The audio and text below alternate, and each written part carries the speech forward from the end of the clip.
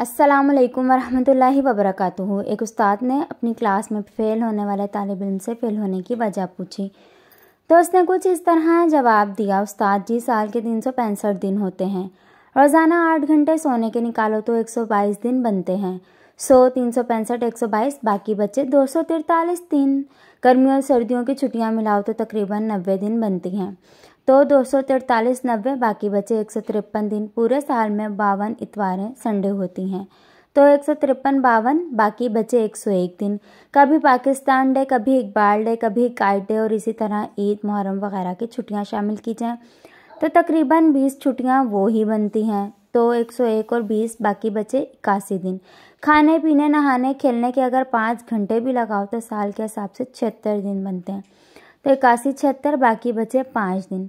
कभी स्कूल का ट्रिप चला जाता है, कभी हम बीमार हो जाते हैं। तो अगर इन सब का 4 दिन भी लगाओ तो 5, 4, बाकी बचा 1 दिन। और उस्ताद जी, साल में 1 दिन तो अपनी बर्थडे का भी आता है। अब आप ही बताओ भला, अपनी बर्थडे वाले